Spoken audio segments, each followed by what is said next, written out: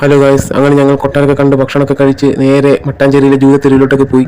ജൂതത്തെരുവിൽ ഇറങ്ങി ഞങ്ങളെ വരവേറ്റത് അങ്ങോട്ടും ഇങ്ങോട്ടുമായിട്ടുള്ള കരകൗശല വസ്തുക്കളായിരുന്നു. കരകൗശല വസ്തുക്കൾ മാത്രമല്ല, അതോടൊപ്പം പലരും തുണിത്തരങ്ങൾ, ശില്പങ്ങൾ, കളിപ്പാട്ടങ്ങൾ ഇതെല്ലാം ഞങ്ങളെ കണ്ണിന് കുളിർമയായി.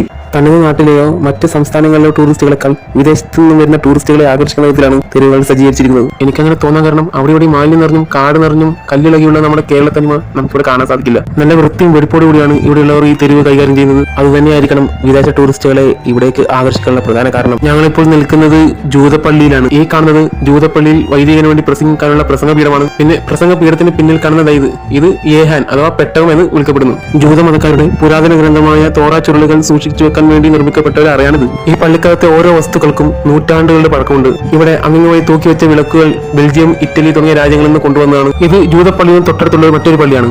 ഇവിടെയാണ് വാസ്കോ ഡ ഗാമയെ അടക്കം ചെയ്തത്. 450 വർഷത്തെ പഴക്കമെങ്കിലും ജൂതത്തെരുവിലുണ്ടാവും. റോമ, യൂറോപ്പ് അങ്ങനെ തുടങ്ങിയ പല രാജ്യങ്ങളിലും നേരിട്ടിരുന്ന പീഡനങ്ങൾ സഹിക്കാൻ വയ്യാതെ ഒടുവിൽ സകല ജൂതന്മാരും പല രാജ്യങ്ങളിലേക്ക് പോയി. അതിലൊരു വിഭാഗം നേരെ കേരളത്തിലേക്ക് വരികയായിരുന്നു.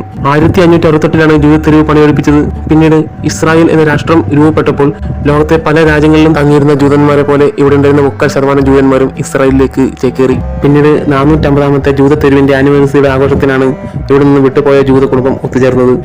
ഇവിടുത്തെ ഏകദേശം ജൂതന്മാർ ഇസ്രായേലിലേക്ക് ചേക്കേറുന്നതിന് മുൻപേ ഇവിടുത്തെ ജൂതപ്പള്ളിയിൽ ഒരുപാട് കാലം പ്രാർത്ഥനയും ആരാധനയും ഉണ്ടായിരുന്നു. ഇസ്രായേലിൽ നിന്നും ഇങ്ങോട്ടേക്ക് എല്ലാ വർഷവും റബ്ബി എന്ന ജൂത വിളിപ്പേരുള്ള പുരോഹിതർ ഇവിടെ വന്ന് പ്രാർത്ഥന നടത്തുമായിരുന്നു. നമ്മൾ നേരത്തെ ജൂതപ്പള്ളിയിൽ വെച്ച് കണ്ട പ്രസംഗപീഠത്തിൽ വെച്ചായിരുന്നു പുരോഹിതർ മതപരമായിട്ടുള്ള പ്രസംഗവും പ്രാർത്ഥനയും നടത്തിയിരുന്നത്. ഞങ്ങൾ അങ്ങനെ ഗാമപ്പള്ളിയും ജൂതപ്പള്ളിയും കണ്ടു തീർത്ത് ഫോർട്ട് കൊച്ചിയുടെ കായൽ തീരത്തിലൂടെ നടന്നു നീങ്ങി. ഞങ്ങളുടെ അടുത്ത ലക്ഷ്യം വാട്ടർ മെട്രോ ആണ്. പക്ഷേ സമയമായിട്ടില്ല, അതിനുവേണ്ടി കാത്തിരിക്കണം. അതുവരെ ഈ പാർക്കിൽ കുറച്ചു നേരം വിശ്രമിക്കാൻ തീരുമാനിച്ചു.